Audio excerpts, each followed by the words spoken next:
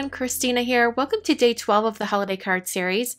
Today I'm using this stamp set called 'Tis the Season from Paper Smooches. This is a really great holiday party stamp set.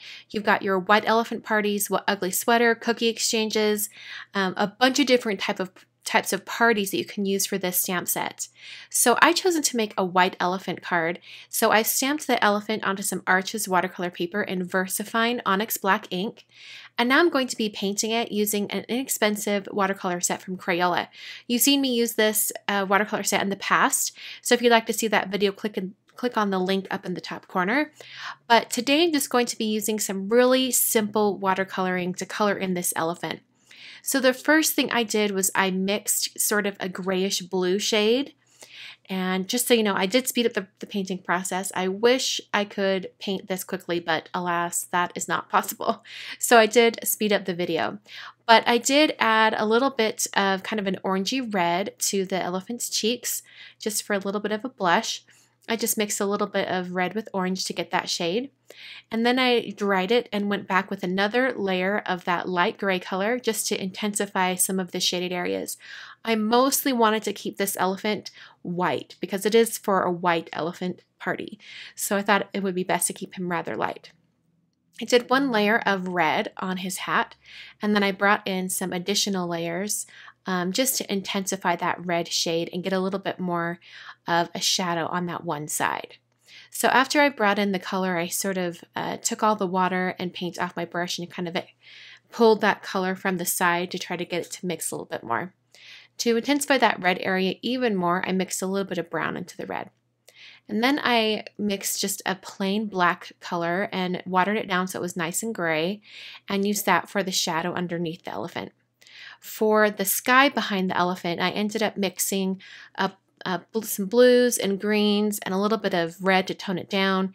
I kind of made my own shade for the sky. It's kind of like a little bit of a dusty aqua shade, but it's the exact color that I was envisioning in my mind. I sort of wanted a color like Evergreen Bough from the Distress ink line, but I wanted to recreate that color using this Crayola watercolor set. So you can definitely mix your own colors and kind of experiment, come up with new shades that aren't in the palette. It does take a little bit more time, but it's definitely doable. So after all the painting was done, I just sped up the drying process with my heat tool. And then I used a circle die from Simon Says Stamp to cut out this elephant. I'm using a little bit of Post-it tape to hold the die in place. And I'm making sure that I place that Post-it tape on the die and on the area outside of my painted area, just because I want to make sure that any of that Post-it tape doesn't stick to the image. I generally don't have a problem with Post-it tape, but just to be safe. Now I'm using the pinked circle die set from Paper Smooches, and I'm going to be die cutting this circle out of some Fog cardstock from Simon Says Stamp. So those two pieces will go together just like that. I'm now going to be using this metallic platinum color of modeling cream from Viva. Now I did want to mention that this particular shade I think is discontinued. I looked for it in multiple places online and I couldn't find it anywhere, but I think they may have discontinued it because the pearl shade is almost the same. It's very, very similar. So I'll link that down in the supply section or over at my blog. The stencil I'm using today is the Big Dots stencil from Simon Says Stamp. I'll just lift that up. I added that to some Neenah Solar white cardstock, and I really love that tone-on-tone effect that it gives. So I'll set that aside to dry and move on with the card while that's drying. The card base I'm using today is made out of Neenah Solar white. This is the 110-pound version of the cardstock, and I've scored it at 5.5 to create a top folding card, but I'm not going to fold it down quite yet. I'm going to work on the inside of the card first. I've taken the white elephant party stamp from the stamp set, and I'm stamping that in Versamark ink. I'm going to do a little bit of embossing, so I'm sprinkling on some Ranger Clear Detail embossing powder. And I'm not going to heat set it quite yet. Before I heat set it, I'm going to take some more Post-it tape and I'm going to mask off a rectangle around this greeting here. I'm doing it right now before I heat set it just because it's a little bit easier to see. You can't tell on camera, but it was much easier to see in person where I needed to place that masking tape. So now I'm going to heat set that with my heat tool and then just heat it until it's completely smooth. So now I'm going to bring in some black soot distress ink and I'm just going to sponge it on. I got this idea from my friend Molly, who's a calligrapher and a crafter. I saw in one of her periscopes that she was creating something similar and I thought it was such a fun idea. So basically you sponge on that color, take a little bit of paper towel and wipe it off the embossing. And then when you peel off the masking tape, it makes it look like it was a black stamp with the white area that was cut out. It's just a little bit of a different look. Now I'm going to take the date, time, place stamp from that stamp set, and it's all one stamp, so I cut mine apart because I want to stamp them stacked, and I thought it would just be a little bit easier to go ahead and cut these apart. I don't really mind cutting my stamps apart because I get more use out of them.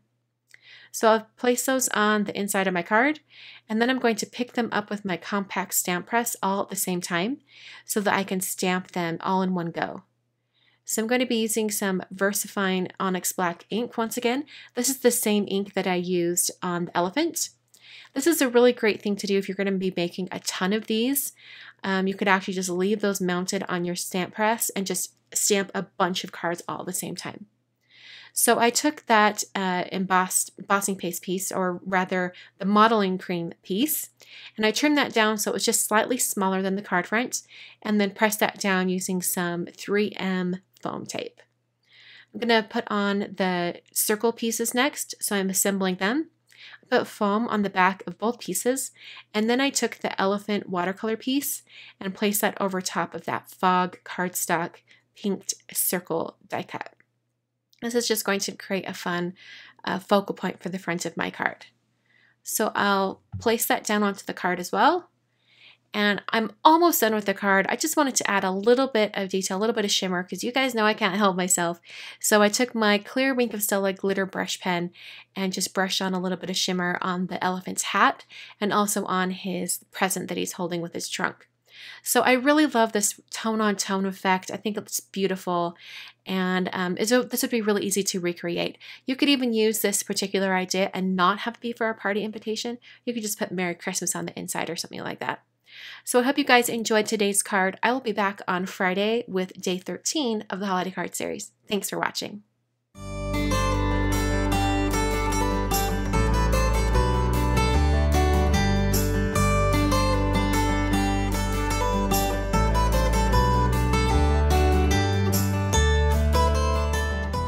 On screen right now are 6 more card videos for you to check out. Like you've seen on previous days of this year's Holiday Card Series, I like to show you what the previous years of the Holiday Card Series looked like. So these are all day 12 cards from the last 6 years. So if you want some more inspiration, you can click on those and it will take you to those videos so you can watch them. You can visit my blog at kwarnerdesign.com. And thank you so much for watching today's video.